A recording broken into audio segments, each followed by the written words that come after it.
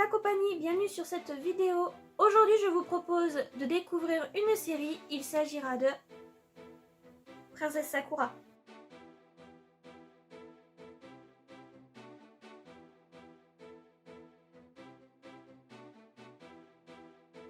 Alors, Princesse Sakura, c'est une série des éditions Glénat, publiée entre 2011 et 2013 chez nous. Il se trouve que la série comporte 12 tomes qui vont nous faire découvrir l'histoire de son héroïne, en l'occurrence Princesse Sakura.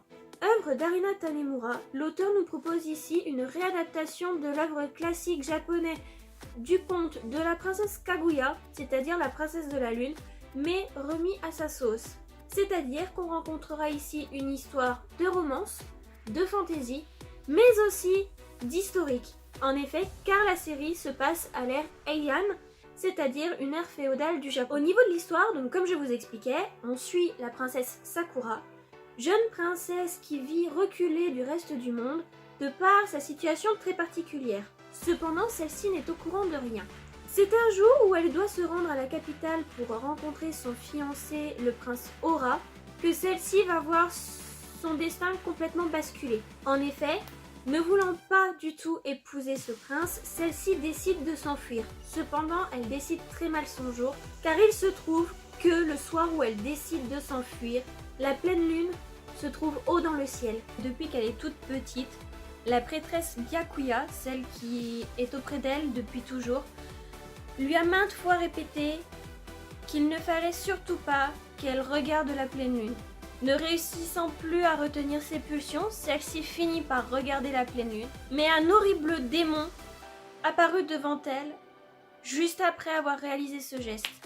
Arrivant en catastrophe, Byakuya lui dévoile toute la vérité la concernant, comme quoi celle-ci est la petite fille de la princesse Kaguya, et qu'au sein de son corps, celle-ci garde l'épée sacrée qui permet d'éliminer les démons. Byakuya lui révèle également qu'elle a la capacité de se transformer, de changer de tenue afin de devenir une guerrière, et lui confie également un maquillage spécial qui, dès qu'elle forme un double croissant sur sa main, lui permet de faire sortir cette dite épée afin de pouvoir combattre l'ennemi qui se trouve face à elle. Ne suivant que son instinct, pour le coup, Sakura combat l'ennemi, finit par le réduire en miettes et réussit à sauver toutes les personnes qui étaient présentes. Concrètement, c'est à partir de cet événement que son destin va basculer et qui va devenir une princesse qui va devoir prendre son destin en main. Sauf que la personnalité originale de la princesse se trouve être d'une candeur et d'une pureté affolante, chose qui contraste bien le personnage au sein de la série.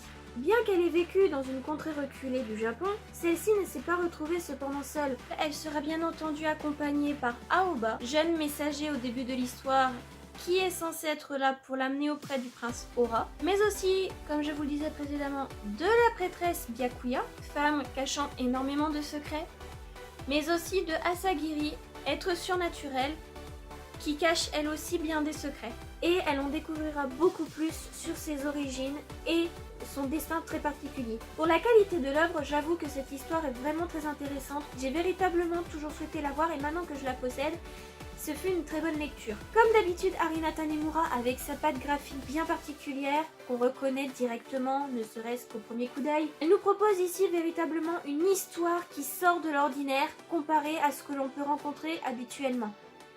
Si je devais vous proposer des œuvres dans le même genre, j'en ai deux qui me viendraient directement à l'esprit. Ce serait tout d'abord Strange Dragon, série des éditions Doki Doki en 3 tomes, mais aussi Yona Princesse de l'Aube, des éditions Pika avec plus de 25 tomes aujourd'hui. L'auteur a pour habitude de proposer des romances assez variées, c'est vrai, mais le fait qu'elle s'attaque à un environnement avec des enjeux, on va dire, un peu plus martial, guerrier, permet de découvrir d'autres genres littéraires qui, moi personnellement, m'attire énormément de par le côté historique des choses. Peu d'auteurs se lancent dans ce domaine au niveau du shoujo, car pour moi habituellement, c'est vrai que les récits historiques qui comptent la guerre sont plus adaptés pour les garçons que pour les filles. Cependant, ici, on a tout de même beaucoup d'intrigues qui sont mises en place, beaucoup d'enjeux, surtout que le destin de la Terre va être mis en jeu dans cette histoire.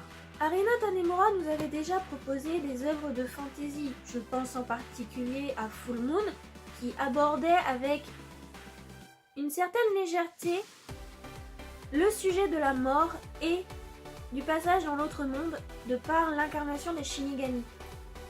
Mais là, c'est vraiment différent. Ici, c'est plus quelqu'un qui a vraiment pas le choix que de suivre son destin, qui sera potentiellement de détruire la planète, mais qui fera tout pour lutter contre, dans le sens où elle aime les humains et souhaite leur bonheur. On ressent cependant au niveau de la patte graphique tout le savoir-faire d'Arina Tanimura avec des cases tout de même très dynamiques, selon moi, une certaine fluidité de l'histoire et dont la patte graphique correspond parfaitement au public visé. Cependant, je pense que les garçons pourraient très bien s'intéresser à cette œuvre, ne serait-ce que par le récit qu'il compte. Pour une fois, une jeune fille au sein d'une série n'est pas juste la jeune fille qui ne fera rien, qui restera plan-plan et qui devra toujours se faire sauver par les autres. À un moment, cette héroïne prend en main son destin et décide elle-même de ce qu'elle va faire, quitte à y perdre la vie. Donc moi je conclurai là-dessus. Princesse Sakura, c'est vraiment une série auquel il faut laisser sa chance et surtout tester avant de dire qu'on n'apprécie pas. L'heroic fantasy est ici mis très en avant, ce qui permet quand même de sortir des sentiers battus du shoujo classique, celui où une romance, un garçon bad boy, une fille naïve, qui se passe dans un univers plutôt récent, généralement, et qui sort aussi du school life. Mais vraiment le fait de rencontrer une princesse guerrière est vraiment un avantage. Le mélange entre romance, aventure, fantasy fait que cette œuvre est vraiment digne d'être lue et qu'avant de juger, vraiment je conseille d'essayer. Mais moi, je vous recommande cette série chaudement.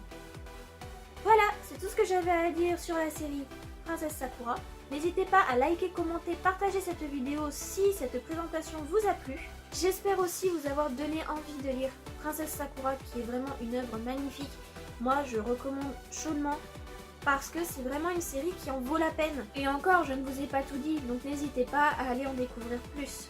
Sur ce, moi je vous dis à la prochaine et Jana!